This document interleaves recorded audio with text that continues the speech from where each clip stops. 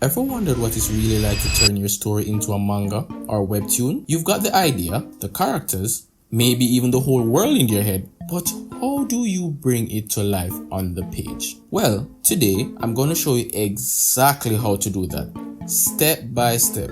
The mistakes to avoid, the whole deal. I'll be using my own webtoon as an example, Beyond Arm's Reach. But to make things even clearer, I will be referencing some of the greatest manga out there, such as your Naruto's, your Attack on Titan, your One Piece, and even for webtoons, God Game, Solo Leveling, and my personal favorite, Manga 13, to show you how the pros do it. If you want to make a comic, you gotta start off with a solid story.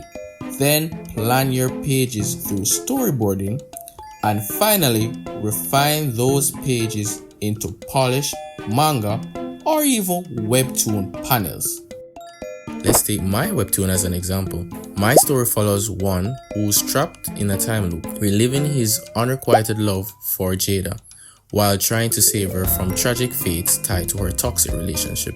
He goes through denial, anger, despair, just like Naruto, chasing after Sasuke and refusing to let go, believing he can bring him back. Your protagonist needs a deep internal conflict, whether it's Luffy's unshakable will to become Pirate King, or even Eren's shifting views on freedom. Great stories revolve around character facing seemingly impossible struggles and growing from them. Your story structure should follow the hook, which is what makes the reader care and why should they be invested.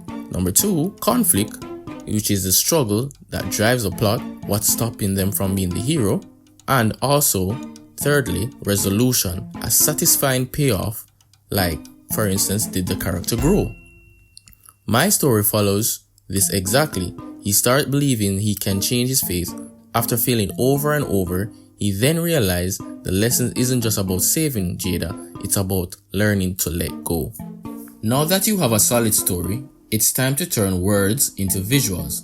This is where storyboarding comes in. Think of it like sketching a rough draft of your manga or webtoon. Your storyboard decides the panel layout, camera angles, flow of dialogue, and action. So the key difference between manga and webtoon storyboarding and paneling come down to format, reading flow, and pacing. For format and layout, manga printed or done digitally is done with multiple panels per page. It follows a right to left reading order. As for webtoon, it is designed for scrolling on a phone, meaning long vertical panels and a top to bottom reading flow. As it regards to paneling and composition, manga uses a grid-based layout with panels of varying sizes on a single page, and it relies on a page turnover for surprise.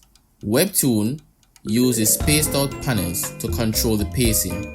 Big gaps between panels create dynamic pauses.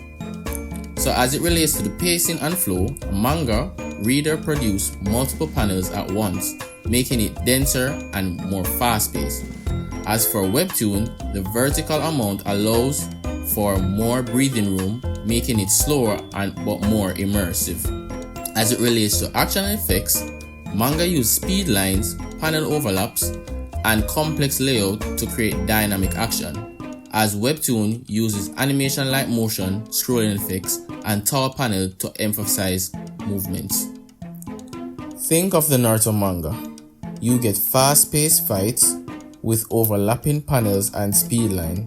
Now compare it to a fight scene like Solo Leveling. You see a long scrolling sequence with vertical motion effects. But my favorite reference is Manga 13, where the creator Veiko Draws takes inspiration from manga as it relates to paneling for its action and intensity. But it's structured vertically to maximize the impact in the webtoon format.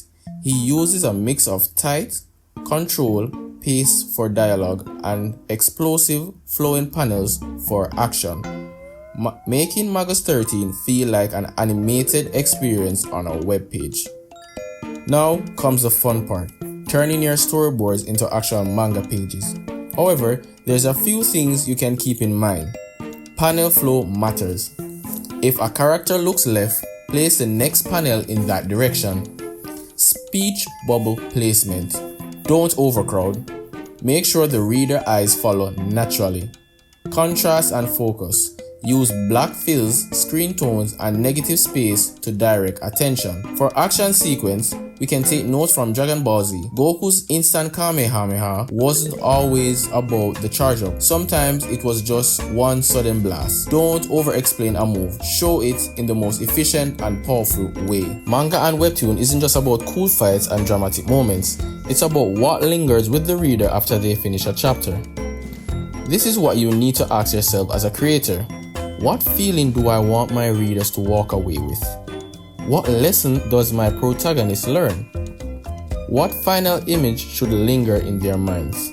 When you get that right, your webtoon or manga isn't just another comic, it's something unforgettable. So that's it. That's how I take a story and turn it into a manga or a webtoon step by step. So to recap, start with a strong and emotional story, then plan your storyboard like a director.